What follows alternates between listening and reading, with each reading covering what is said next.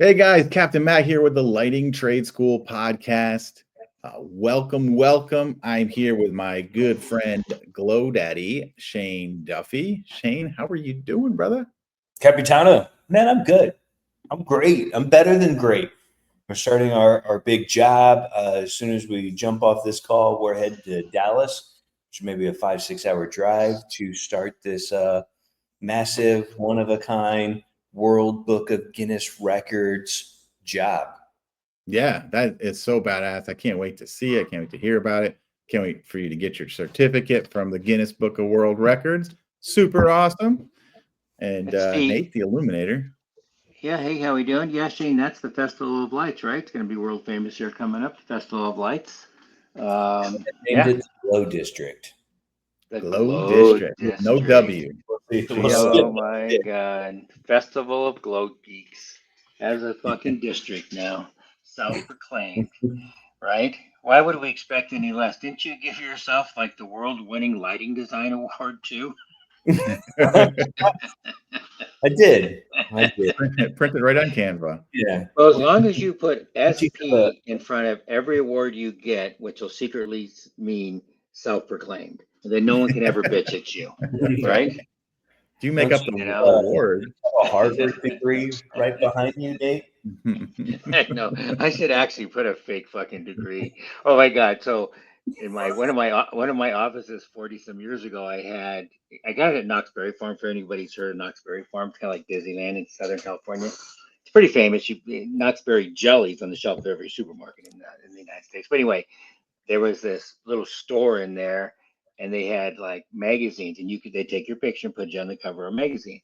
And I had my picture taken, and I was on the cover of Time magazine, and the topic was the man, the myth, the legend, right? Tells his own story. And I had it framed really bitchin'. It was in my office. I swear to God, there were so many people that come in and go, "You were on the cover of Time magazine?" I'm like, "You haven't been?" I mean, how fucking stupid you got to be to think I dipshit me is on the cover of Time magazine in some shithole little backdoor office, right? You could never believe what you see on someone's wall or on the socials. Yeah, that's right. Oh my God, self-proclaimed though. That would be funny. Just SP. I like it. I think we should have a whole line of those. But, yeah, that would be funny. So we're going to jump into some habits today. But before we do that, we'll talk about our sponsor, which is Lifetime Lighting. And Lifetime Lighting has recently dropped the Titan. The Titan is a badass MR11 drop-in fixture. It's great for hardscapes. It's great for all those little spots that maybe a creator, which is their typical spotlight, if you will, their typical bullet light. Super pumped. It's going to be the whole Titan family. So you'll be able to have tree mounts and gutter mounts and surface mounts. And so go check that out at lifetimelightingsystems.com. All right. With that being said, habits. Nate always is yelling about habits, asking the guys who call or want to, grow in landscape lighting, what are the habits you're doing? And so many times I think that can just kind of go over people's heads. In terms of what do you mean? Well, my habit is that, I check my emails, all this. So when you hear it, I always say, well, that's something you have to do, right? I guess that's a habit, but you have to do that for the company to go. What's the habits that you're doing that if you don't do them, your company still goes. But if you do them, your company is going to grow. So that's kind of what we're going to chat about. So between Nate, Shane, what's one thing you do that if you don't do it, that your business is still going to just keep going, but because you do it, that you're going to grow a level. So before we get into that, I would like to just make a comment and share this, why I think this topic for me was relevant today and how it came up. And it came up because Glow Master Shane Daddy over there, he wanted to talk about stairs and landings, I think, right? And I know I'm one funny motherfucker, but I didn't know stairs and landing was a thing that would make you laugh, right? So I mean, Jesus. This is a topic for Illuminati. It is a topic. It But is a fucking topic. But sure. let me clarify my topic. I think then you're going to retract what you just said and say, by God, Nate, you're right again. So the reason I think this is a good thing, when someone comes up to me, and I don't care if it's an architect, interior designer, homeowner, or Shane, right? And he says, let's how are we gonna light stairs and landings? How the fuck do I know? Right? I do have a crystal ball on my fucking desk. So when people ask me stupid questions, how am I gonna I look into my crystal ball and I say, Crystal ball, how am I gonna light the landing up? And the crystal ball says to me, there are 1,000 ways to light up the landings. What color are they? What's the elevation change? Is it on the street level? It goes up 82 feet to the main residence. Do they have sidewalls? Is it brick? Is it concrete? Is it wood? Does it have railings? Right? What color is it? Right? Does it have an overhang? Does it have a lip? Right? There are so many different variations when it comes to stairs and landings, and maybe it could be. You could argue that maybe it's one of the hardest things to light up when it comes to being a lighting guy because of all the different ways and the structure, right, and the elements around it. So my point with good habits are, right, when I tell you how to do something, it worries me that you take it at heart and it's universal and that's the way it is without knowing there's 1,000 variations. So good habits. You got to start building a documented library, right? You need to go out and take pictures of nighttime jobs with bad lighting, nighttime jobs with good lighting, how people did stairs, in the daytime variations of different scenarios and viewpoints and landings and elevation changes. Is it stairs or do they have landings, So are you right? Because you, are you what's saying that? that a good habit is taking good pictures? Yeah, I would think everybody should look in the mirror when you're starting to get I think if you're going to become a surgeon in something, you're documenting different things, right? You're looking at books with illustrations and you're looking at previous things to learn from. So if you start building a documentation library of good, bad, daytime and start really analyzing differences like landings. Does it have landings? Does it have a top and bottom landing? Of course it does. Every fucking there's a top and bottom landing. Does it have interim landings? Is there changes? Do you navigate? Does it turn left? Does it turn right? There are so many tricky ways to do stairs, landings, railings, right? So when you can start building your documentation library, which you can now start coming up with your own details, and you can attach these details to future bids, future meetings with interior designers or architects or estate managers. And the more you know, the more you touch, the more your brain gets involved in stair landings, right? It only furthers your education. So yeah, I think that's a good habit to So I do. would take that a step further, right? I would call that habit maybe more always be learning, right? Isn't that a habit? Always be learning. Questions. Yeah. I'm just summarizing kind of what you said into a little bite-sized nugget. Always be learning, right? I don't know. Everyone that's listening to this probably is in some form of a landscape lighting Facebook group, and I think you can confuse learning with just scrolling through people's pictures. Oh, that's good. That's good. But I think take it to the level that Nate's at. Why does this guy's picture look bad? Why does it look good? Why do my eyes get drawn to that? Ask, hey, why did you decide to front light those columns? Why'd you side light them? Why'd you backlight them? Maybe ask questions just to better understand and actually try to learn something rather than just mindlessly scrolling. It'd be like, I guess, a really small level, right? I think you should be in some group and learn and have some kind of lighting mentor that could teach you along the way would be the better way to learn.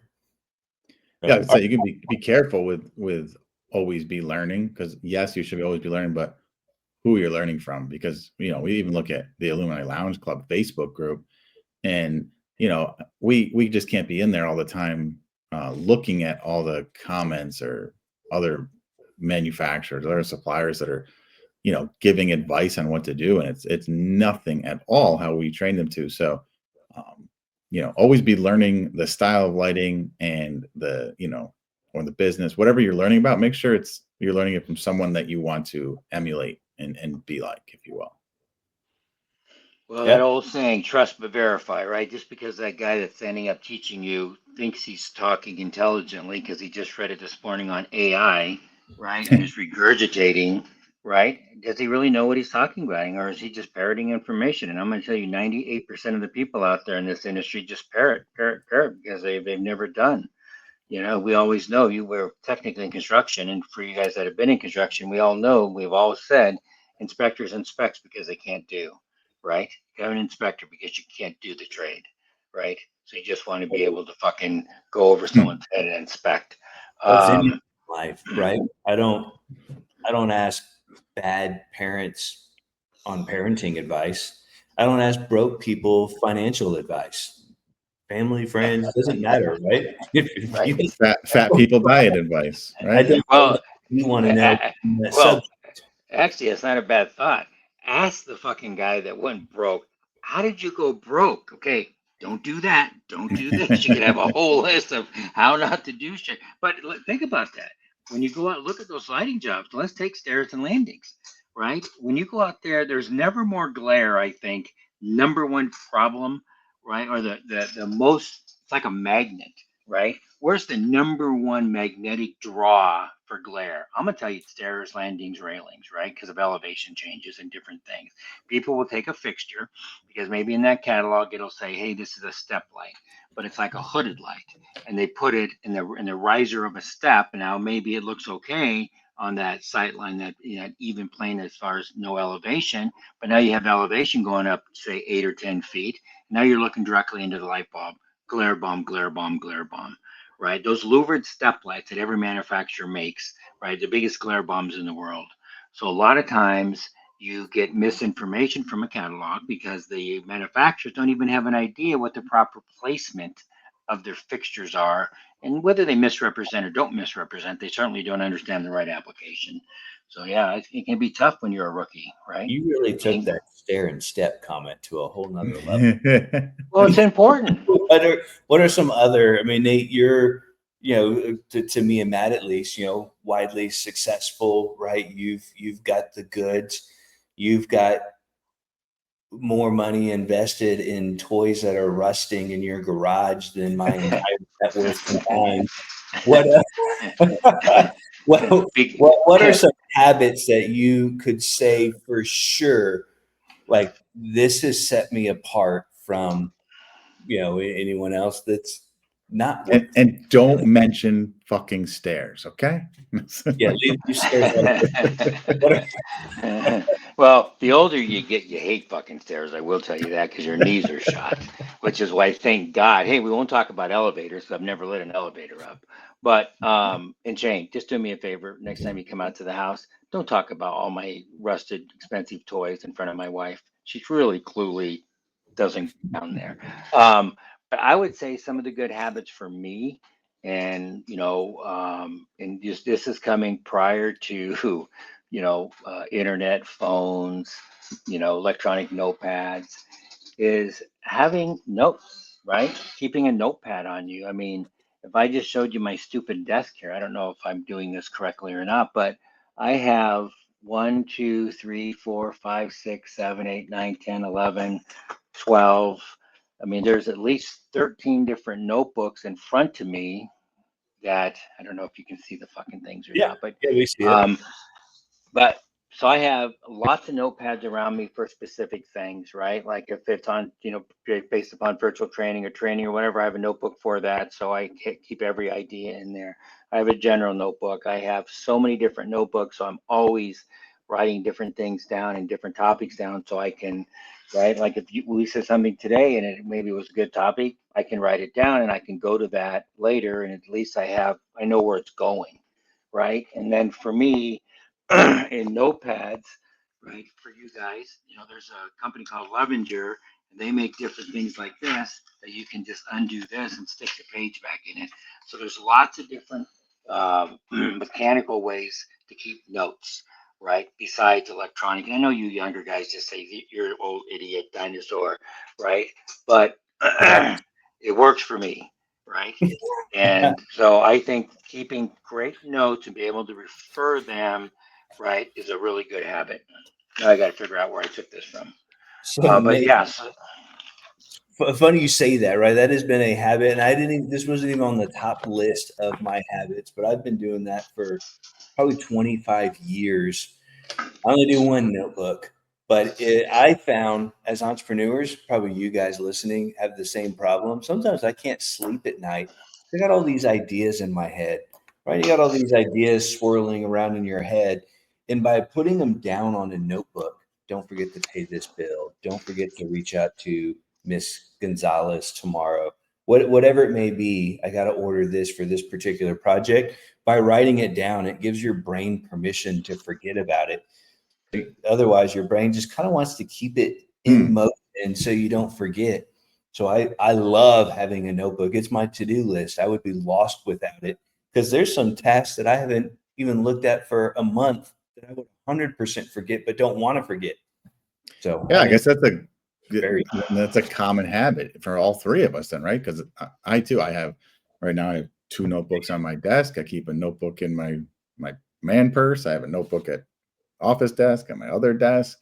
I have just stacks of them because one, I also think when you write them down by hand, for me, it sinks in differently than when I type it out.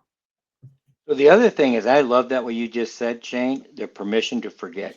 So I have probably 50 to 100 notebooks for the past 20 or 30 years I've never thrown away. And once in a while, I'll go through them, and obviously I'll take old notes and I'll, put them back into a diary.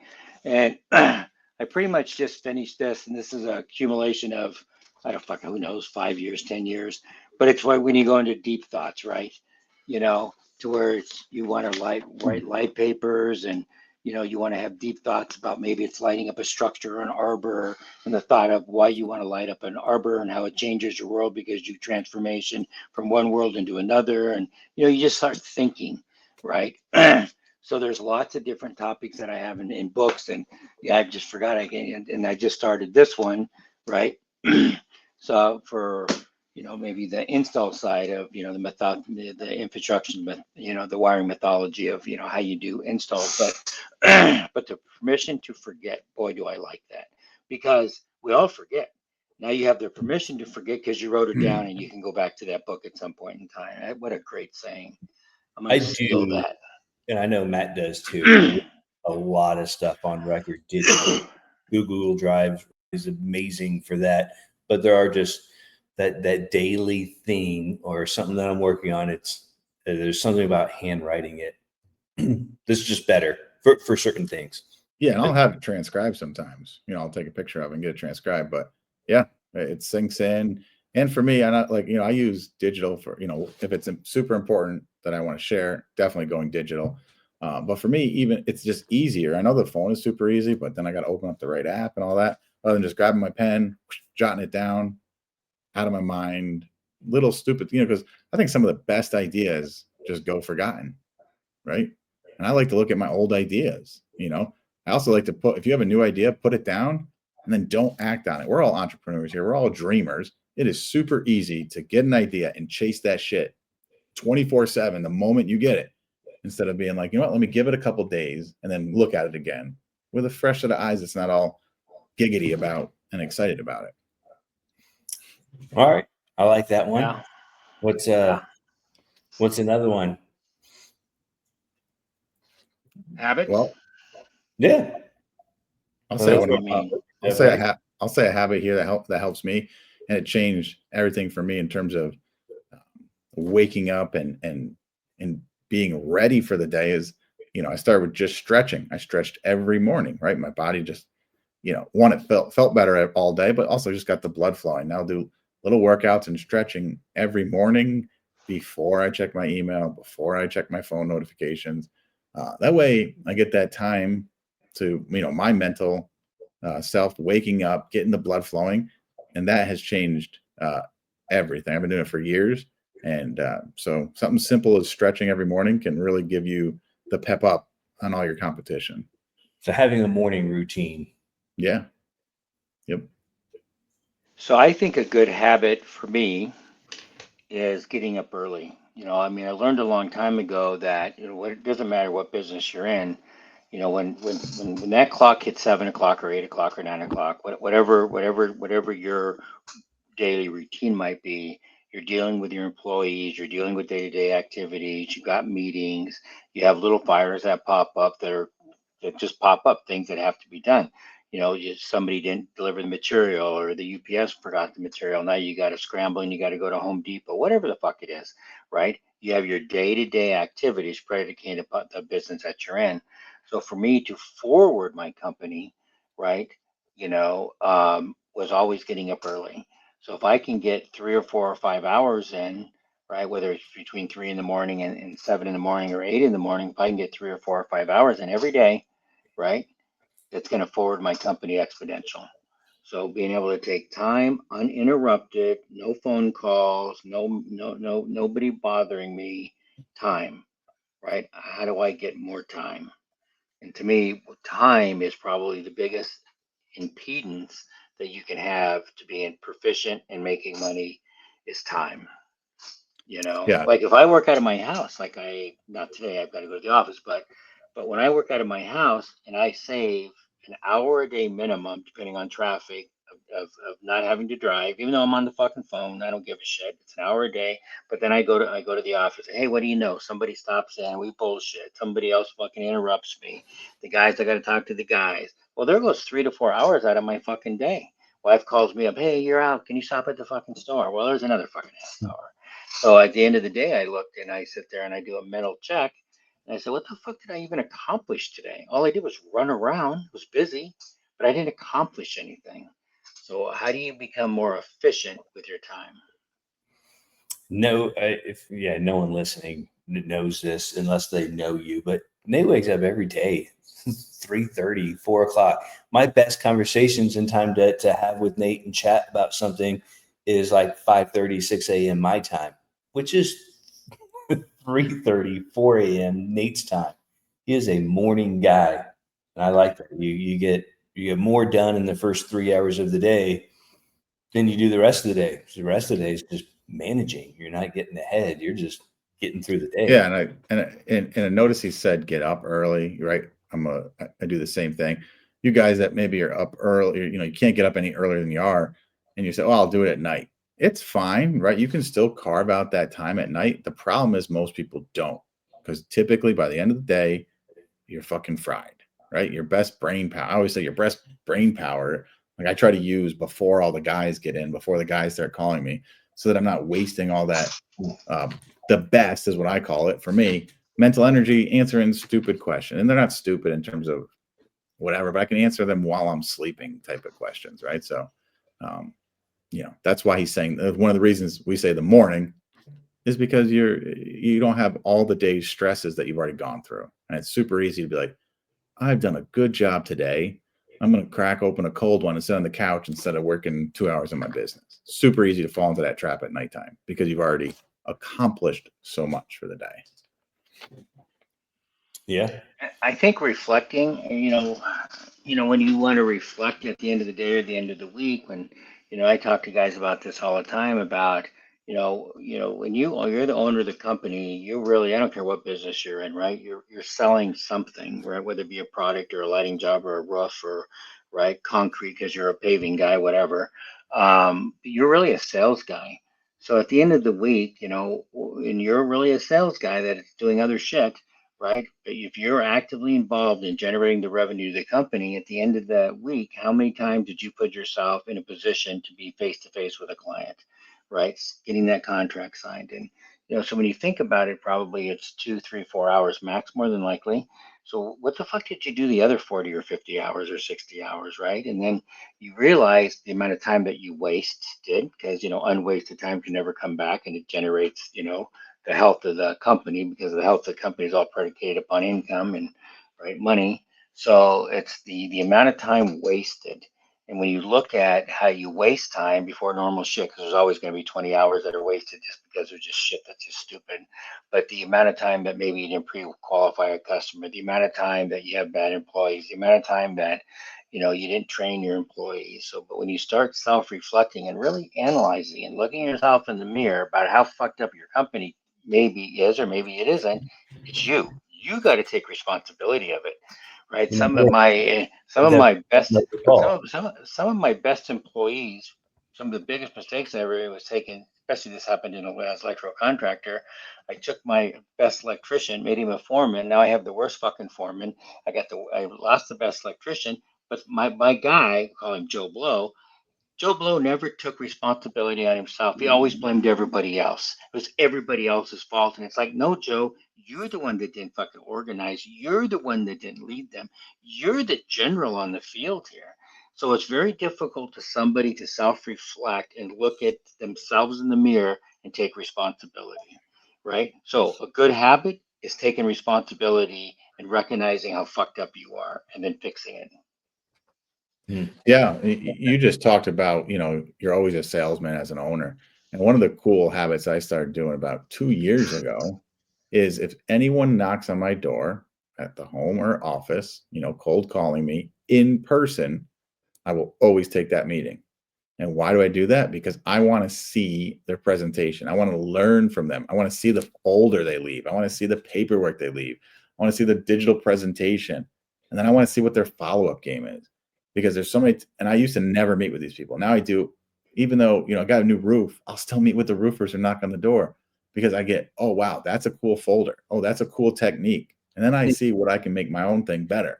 So it's just one of those habits that is about learning from somebody else. Because if someone's doing door to door, there's something I can learn from them because I do not do door to door. And if you're doing door to door and you're having a company that's profitable, I can learn from you for sure.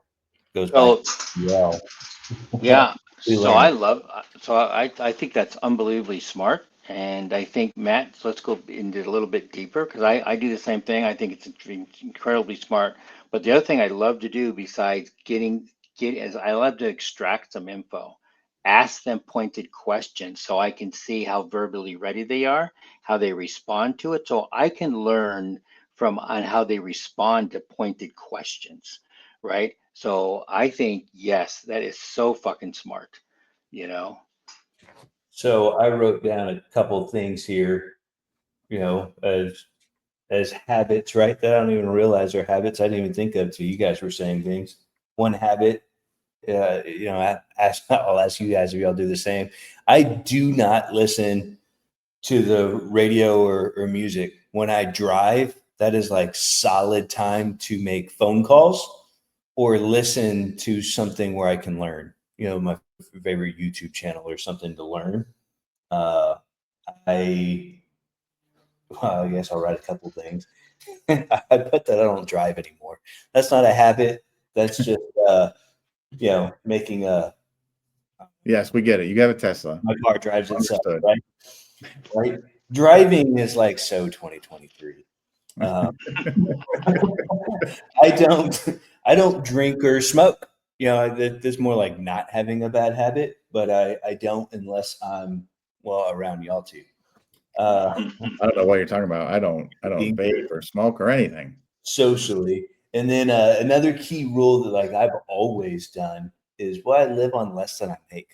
When I make a lot of money, I invest a lot of money. I don't spend a lot of money. I don't have a lot of debt. And I like to invest as much as possible. And now we make a lot of money off those investments. So those are some habits I wrote down. Nice. So I think I'm with you, Shane. I don't listen to the radio when I drive. I always have these spiral little notebooks like this. So this is a good traveling notebook. So I can make tons of like, who am I going to call? What am I going to do? Right. Typically every day I have a new sheet, and when I can take this, it's super handy and small. I can make notes in the car, but these are the people I'm going to be calling when I drive. It goes in my briefcase. So I'm always have an activity call sheet of who I'm going to fucking call. And I have tons of people on that fucking list, right? Because there's always people that you play phone tag with and, out of sight, out of mind, right? But if it's on my list, I don't have the permission to forget because I just look at my fucking list and I can flip back fucking pages, right? Because I never cut anything off. So I can always remember, right? Somebody that called me 2 weeks ago and we played phone tag. And it always kind of amazes people like, fuck, I can't believe you remembered to call me back. It's been 2 fucking weeks. Yep. So Matt, you got sorry, I didn't mean to cut you off, Nate. Well, Shane, we'll go ahead. I mean, I'll just finish it. Shane, you and me were talking yesterday about somebody that, voice from the past for me 20 some years ago out of Texas, and you're going to meet with him coincidentally. And our conversation really wrapped around no harm to take a meeting, no harm to open up that door, like Matt said. There's nothing ever bad that comes out of a meeting, right? Networking, further development, stems ideas, right? Thousands of good things come out of fucking meetings. I love meetings in that regard because you don't know what you don't know. So I think that's a good habit to always be, right, trying to, plant seeds and fertilize and see if that fucking thing has any roots and starts growing. I'll call that ABN. Always be networking. Always be nurturing, right? Or nurturing. I mean, no, that is a great habit, right? Your net worth is your network.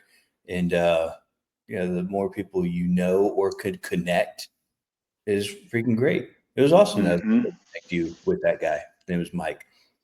Maybe it'll lead to something. Maybe it won't. Another good saying that we've all probably heard a long time ago, years and years and years ago, is, and I don't even remember where I heard it or read it, but, you do get lucky in life on a lot of things. We all know that. But, there's that old saying, you want more luck, work harder. Well, that's a good fucking habit.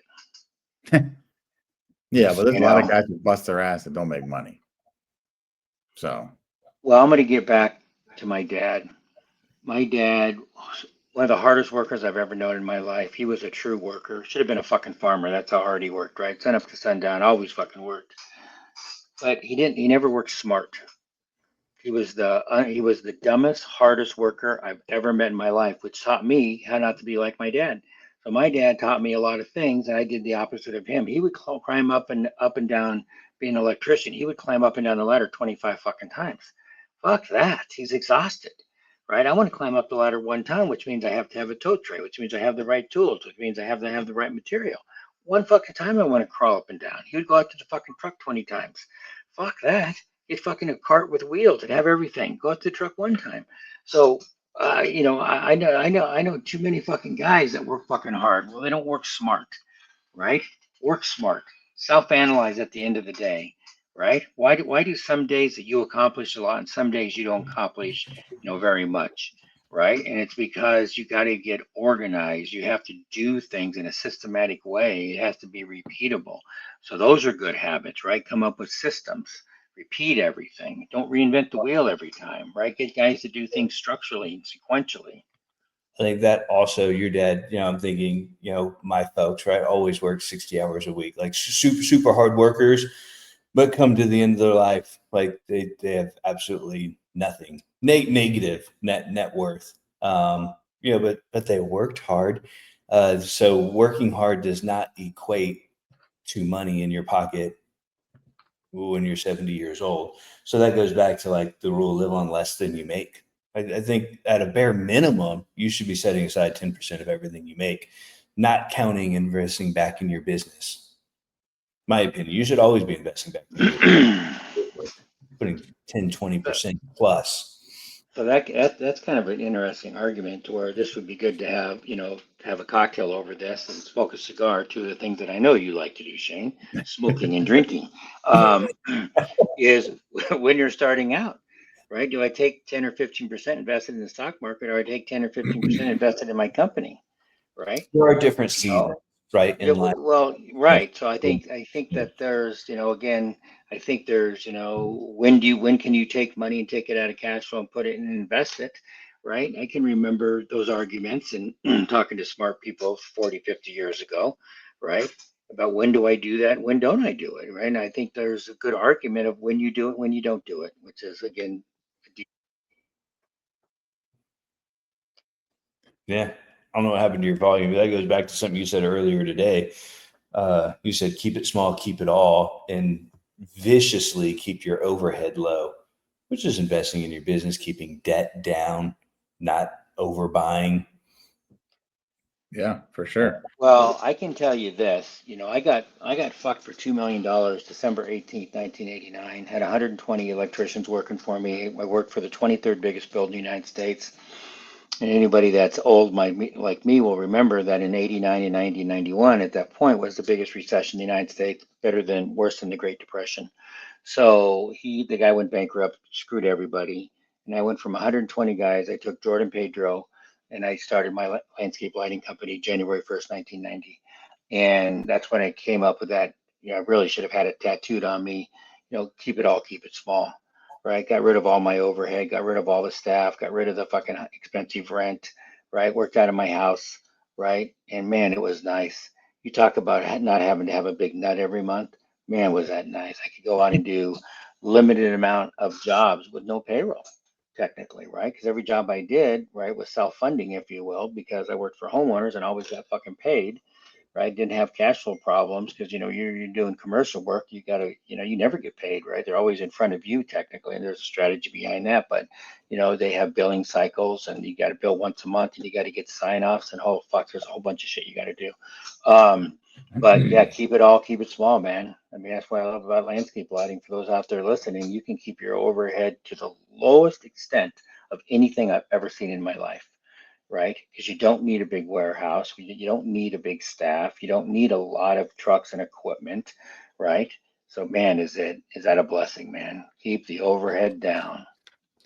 Yeah, I'll talk about two other habits I have, which I think guys can get value out of. One is goes back to writing. I journal, but I use an app. It's more of like a guided journal. So it's like, what I'm dealing with, or what did I learn today, or who am I grateful for? And it's more than that, because then it asks, like, how do you apply this to your business? How do you apply this to your life? Right. So it's not just getting thoughts out, it's getting those thoughts out and then diving deep into them to then apply them to something that I can use today or the next day on. So that is super transformative, doing that and doing the look back, right? Of, so I'm going through, what did I do? How did I handle it? What can I learn from it so that I can apply it? Another thing I do is I read. I have a business book, and whether that's about taxes or money, there's a subject I'm reading. And I also read a fun book, right? So I'm always reading two books. One is for business and stuff, and one is for my mind and being entertained. And I find doing that super valuable. So I have another habit. That one, and I'll go back. I did this at Unique Lighting, right? Over 100 employees, and certainly there was 50 under a roof, and anywhere from guys wanting a transformer to a production, plant manager to a general manager to HR. I made everybody have a little notebook, right? A small little notebook, 2x4, something that fit in your pocket. And I would fine you $25. HR loved me. I would fine you $25 if you didn't have a fucking notebook on you. And I don't want you fucking bring out your iPhone. I don't want any of that bullshit, because everybody should at some point in the day have a thought, right? The guys winding my transformer should have a thought about how you can become more efficient, because how many steps are taken because they don't have the right bend, right? They don't even have enough material in the bend because maybe I set the line up and I don't realize that we need 200 doodads and I got 100 in the bend, and they have to go to the fucking supply area in the warehouse and bring more doodads out. So every single person in that company should be making notes, right? And then I would reward them. You come up with a good idea, you get financially rewarded, right? So, so whether it be sales guys, people, workers, anything, and then we take that into what we do in landscape lighting, right? I want good ideas. How do we become more efficient? How do we get the shovel? How do we trench more, right? So I think Speaking everybody should have notepads in them. Speaking of efficiency, Shane has to go. He's got to go start that big, huge commercial job. He's got to go jump in his Cybertruck and not drive, and I guess make a bunch of calls if he wasn't lying on his habits. So I should have on a notebook everything that I need to do while driving. There you go. All right, guys, this has been the Lighting Trade School podcast with Captain Matt, Shane Glow Daddy Duffy, and of course Nate the Illuminator Mullen. Go make some damn money. Hope you all have a great week. We'll talk to you later. Hey, and remember, we got that seminar coming up at the end of February. I think it's February 24th, 5th, and 6th, and make sure you jot that in your calendar. There will be limited spaces. So make sure we hopefully see you back in February 2026. Hell yeah. All right. Heck yeah.